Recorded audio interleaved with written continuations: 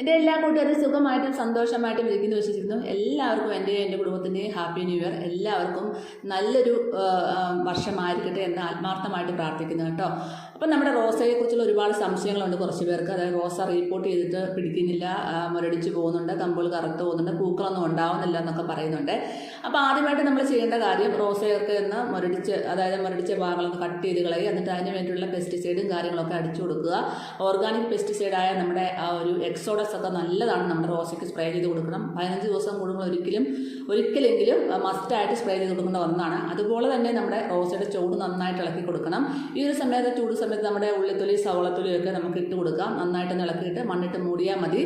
ഇളക്കി കൊടുക്കേണ്ട അത്യാവശ്യമാണ്. ആഴ്ചയിൽ ഒരിക്കലെങ്കിലും ഇതുപോലെ റോസയുടെ ബഡ് റോസൊക്കെ പിടിപ്പിച്ചിരിക്കുന്ന റോസയുടെ ചൂടെല്ലാം ഇളക്കി കൊടുത്താൽ മാത്രമേ നമുക്ക് നല്ലവണ്ണം കട്ട കുത്തി പൂക്കൾ ഉണ്ടാകത്തുള്ളൂ. ഏത് ചെടിയുടെ ചൂടൊക്കെ ആണെങ്കിലും ഇതുപോലെ ബോഗൺവില്ലയുടെ ചെടിയുടെ ചൂടാണെങ്കിലും നമ്മൾ ഇളക്കി കൊടുക്കുന്നത് നല്ലതാണ്. അപ്പം വേരോട്ടം കിട്ടാനായിട്ട് വളരെയധികം സഹായിക്കുന്നു. ചെടിച്ചെടികൾ വെച്ചിട്ടുള്ള ഏത് ചെടികളാണ് നമ്മൾ നല്ലവണ്ണം ഇളക്കി കൊടുത്താലേ നമുക്ക് നല്ലവണ്ണം നേഴ്സറിൽ നിൽക്കുന്ന പോലൊക്കെ നല്ലവണ്ണം പൂക്കൾ ഉണ്ടാകത്തുള്ളൂ കേട്ടോ. ഞാൻ ചെയ്തു കൊടുക്കുന്ന വളങ്ങളാണ് എനിക്ക് റിസൾട്ട് കിട്ടുന്നത് മാത്രമാണ് നിങ്ങളിലേക്ക് ഷെയർ ചെയ്യുന്നത്. ഒരുപാട് ഫെർട്ടിലൈസറൊക്കെ ഞാൻ ഇട്ടിട്ടുണ്ട് വീഡിയോയിൽ. അതൊക്കെ കാണാത്തവരുണ്ടെങ്കിൽ പഴയ വീഡിയോ ഒക്കെ പോയി കണ്ട് അതുപോലെ ചെയ്ത് കൊടുക്കാൻ മറക്കല്ലേ. പിന്നെ നമ്മുടെ വളങ്ങളൊക്കെ ചെയ്ത് കൊടുത്തിട്ട് ഒരുപാട് പേർക്ക് റിസൾട്ട് കിട്ടുന്നുണ്ടെന്ന് വാട്സപ്പിൽ മെസ്സേജ് ചെയ്യുന്നുണ്ട്. അതൊക്കെ കേൾക്കുമ്പോൾ വളരെയധികം സന്തോഷമുണ്ട്. അപ്പോൾ നമ്മൾ റിസൾട്ടുള്ള കാര്യങ്ങൾ മാത്രമേ പറയുന്നുള്ളൂ. അപ്പോൾ എൻ്റെ റോസയൊക്കെ നന്നായിട്ട് എല്ലാം നല്ല ഭംഗിയായിട്ട് തന്നെ വരുന്നുണ്ട്. അപ്പോൾ എപ്പോഴും നമ്മുടെ ഒരു മണ്ണ് ഇതുപോലെ ഇളക്കമുള്ള ഒരു മണ്ണായിരിക്കണം കേട്ടോ. നനവ് ചെറുതായിട്ടുണ്ടായിരിക്കുകയും ചെയ്യണം. ഒരിക്കലും ഒത്തിരി ഉണങ്ങി നിൽക്കരുത് റോസയുടെ ചൂട്. എന്നാൽ മാത്രമേ നമ്മുടെ റോസയൊക്കെ ഇതുപോലെ പൂക്കൾ ഉണ്ടാകത്തുള്ളൂ. പിന്നെ നമുക്ക് ഇടയ്ക്ക് 15 ദിവസം കൂടുമ്പോൾ നല്ല വളങ്ങൾ കൊടുക്കാം. അതിനായിട്ട് നമുക്ക് നല്ലൊരു വളമാണിത്. തൈര് അരക്കപ്പ് തൈരിനകത്തേക്ക് 1 ലിറ്റർ വെള്ളവും ചേർത്ത് 1-1.5 ലിറ്റർ വെള്ളം കൂടി ഡൈല്യൂട്ട് ചെയ്തതിന് ശേഷം നമ്മുടെ ചെടികളുടെ ചോട്ടിൽ ഒഴിച്ചു കൊടുക്കുകയും സ്പ്രേ ചെയ്ത് കൊടുക്കുകയും ചെയ്യും. അതുപോലെ തന്നെ അരക്കപ്പ് തൈരും 1 പൂണ്ട് വെളുത്തുള്ളിയും കൂടെ ചതച്ചിട്ടതിന് ശേഷം നമുക്കൊരു 1-1.5 ലിറ്റർ വെള്ളവും ഒഴിച്ചിട്ട് നന്നായിട്ട് മിക്സ് ചെയ്ത് നമ്മുടെ ചെടികളിൽ ഒഴിച്ചു കൊടുക്കുകയും സ്പ്രേ ചെയ്ത് കൊടുക്കുകയും വളരെയധികം നല്ലതാണ്. തൈരിനകത്ത് ധാരാളം നൈട്രജൻ കണ്ടന്റും അതുപോലെ NPKയും ധാരാളം അടങ്ങിയിട്ടുള്ളത് കൊണ്ട് ചെടികൾ പൂക്കാനായിട്ട് വളരെയധികം സഹായിക്കുന്നു. മുരടിപ്പും പ്രശ്നങ്ങളും ഒക്കെ മാറാനായിട്ട് വളരെയധികം നല്ലതാണ്. അപ്പോൾ ഇതൊക്കെ ഒന്ന് എല്ലാവരും ചെയ്ത് നോക്കാൻ മറക്കല്ലേ. ഇതിൻ്റെയൊക്കെ വീഡിയോസ് ഞാൻ നേരത്തെ തന്നെ ഇട്ടിട്ടുണ്ട്. അപ്പം നമ്മുടെ റോസയിലൊക്കെ നല്ലവണ്ണം നേഴ്സറിലൊക്കെ നിൽക്കുന്ന പോലെ തന്നെ നല്ലപോലെ പൂക്കളൊക്കെ ഉണ്ടായി കാണണമെങ്കിൽ നമ്മുടെ എല്ലാ റോസകളും നല്ലപോലെ പൂക്കൾ ഉണ്ടാവണമെങ്കിൽ നമ്മൾ വളങ്ങൾ മാറി കൊടുക്കണം. ഈ ഒരു വേനൽക്കാലം ആകുമ്പോഴത്തേനും നല്ലപോലെ വളങ്ങൾ കൊടുക്കുന്നത് തീർച്ചയായിട്ടും കൊടുക്കേണ്ട അത്യാവശ്യമാണ്. നമ്മുടെ എല്ലാ റോസകളിലും നല്ല പുതിയ തളർപ്പുകളും പൂമൊട്ടുകളും ഒക്കെ വരുന്നുണ്ട്. ഏത് ചെടിയിലാണെങ്കിലും ചെത്തി അതുപോലെ തന്നെ ജമന്തി ചെടിയിലൊക്കെയാണെങ്കിലും നല്ലപോലെ പൂക്കൾ വരുന്നുണ്ട്. അപ്പോൾ ഇതിനെല്ലാം ഞാൻ വളങ്ങൾ കൊടുക്കും. റോസയ്ക്ക് കൊടുക്കുന്ന വളങ്ങൾ തന്നെയാണ് ഇതിനൊക്കെ ഞാൻ കൊടുക്കുന്നത് കേട്ടോ. എല്ലാം ചൂടൊക്കെ ഇളക്കിയിട്ട് ശേഷം അതൊക്കെ ഒന്ന് ചെയ്ത് കൊടുക്കും. പിന്നെ പൂക്കളൊക്കെ ഒന്ന് കരഞ്ഞ സമയത്ത് ഞാൻ എല്ലാം കട്ട് ചെയ്ത് കൊടുത്താണ്. പിന്നെയും നിറച്ച് മുട്ടുകൾ ഉണ്ടാകുന്നുണ്ട്.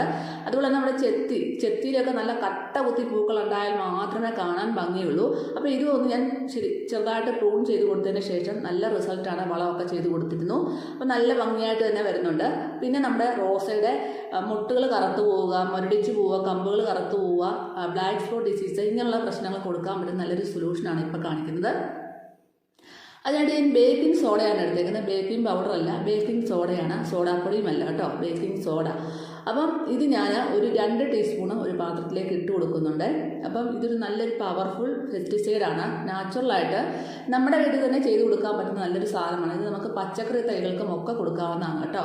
അപ്പോൾ 2 ടീസ്പൂൺ ബേക്കിംഗ് പൗഡർ ഇട്ട് കൊടുത്തിട്ടുണ്ട്. ബേക്കിംഗ് സോഡ ഇട്ട് കൊടുത്തിട്ടുണ്ട്. അതിലേക്ക് 1 ടീസ്പൂൺ സോപ്പ് ലിക്വിഡ്, ഏത് സോപ്പ് ലിക്വിഡ് ആണെങ്കിലും കുഴപ്പമില്ല, ഡിഷ് വാഷ് ഏതാണെങ്കിലും കുഴപ്പമില്ല, അതും 1 ടീസ്പൂൺ ഒഴിച്ച് കൊടുത്തിട്ടുണ്ട്.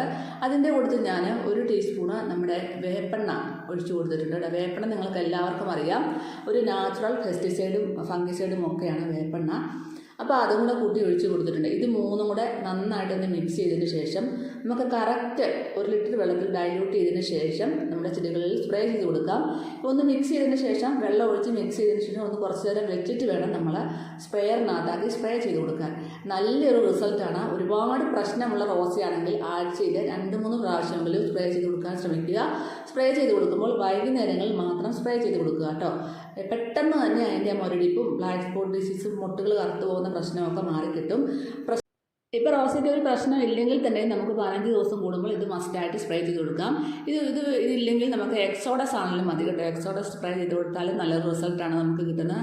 വളരെ നല്ലൊരു ഒരു നാച്ചുറലായിട്ടുള്ള ഓർഗാനിക് പെസ്റ്റിസൈഡാണ് നമ്മുടെ ഒരു എക്സോഡസ്. അപ്പോൾ അത് നമുക്ക് സ്പ്രേ ചെയ്ത് കൊടുക്കാം. അത് വീട്ടിലൊരെണ്ണം വാങ്ങിച്ച് വെക്കേണ്ടത് വളരെയധികം നല്ലതാണ്. എല്ലാ പ്രശ്നങ്ങളും മാറാൻ നല്ലതാണ്. അതില്ലാത്തവരുണ്ടെങ്കിൽ ഇങ്ങനത്തെ ഒരു സൊല്യൂഷൻ സ്പ്രേ ചെയ്ത് കൊടുത്താൽ മതി. നല്ല റിസൾട്ടായിരിക്കും കേട്ടോ. വെറുതെ ഓടിയോടിച്ച് സ്പ്രേ ചെയ്ത് കൊടുക്കരുത്. അതിൻ്റെ ആ ഒരു കറക്റ്റ് ടൈമിൽ മാത്രമേ നമ്മൾ കൊടുക്കാവുള്ളൂ. പ്രശ്നങ്ങളുള്ള ആ ഒരു റോസയാണെങ്കിൽ ചെടികളാണെങ്കിൽ മാത്രമേ നമുക്ക് ആഴ്ചയിൽ 3-4 തവണ 2-3 പ്രാവശ്യം സ്പ്രേ ചെയ്ത് കൊടുക്കുക. ഒരുപാട് പ്രശ്നങ്ങളുണ്ടെങ്കിൽ മാത്രം, ഇല്ലെങ്കിൽ നമുക്ക് 15 ദിവസം കൂടുമ്പോൾ ഒരിക്കൽ മാത്രം സ്പ്രേ ചെയ്ത് കൊടുത്താൽ മതി. ആ കീടശല്യവും ആ പ്രശ്നങ്ങളും ഒക്കെ മാറി നിന്നോളും. അപ്പോൾ ഇങ്ങനെയൊക്കെയാണ് ഞാൻ ചെയ്തു പോകുന്നത് കേട്ടോ. അപ്പോൾ എനിക്ക് നല്ല റിസൾട്ട് കിട്ടുന്നുണ്ട്. അതുകൊണ്ടാണ് നിങ്ങളോട് ഞാൻ പറഞ്ഞു തരുന്നത്. അപ്പോൾ തീർച്ചയായിട്ടും ഇതൊക്കെ എല്ലാവരും ട്രൈ ചെയ്ത് നോക്കാൻ മറക്കല്ലേ. ഓരോരോ കാര്യങ്ങൾ നമ്മൾ ചെയ്ത് കൊടുക്കുന്നതുകൊണ്ടാണ് നമ്മുടെ റോസയിലൊക്കെ നല്ലവണ്ണം പൂക്കൾ ഉണ്ടാകുന്നത്. അല്ലാതെ നമ്മൾ നേഴ്സറിയിൽ നിന്ന് വെറുതെ റോസ വാങ്ങിച്ച് വെച്ചിട്ട് കാര്യമൊന്നുമില്ല. എല്ലാവരും ഇതുപോലെ ചെയ്ത് നോക്കാൻ മറക്കല്ല കേട്ടോ.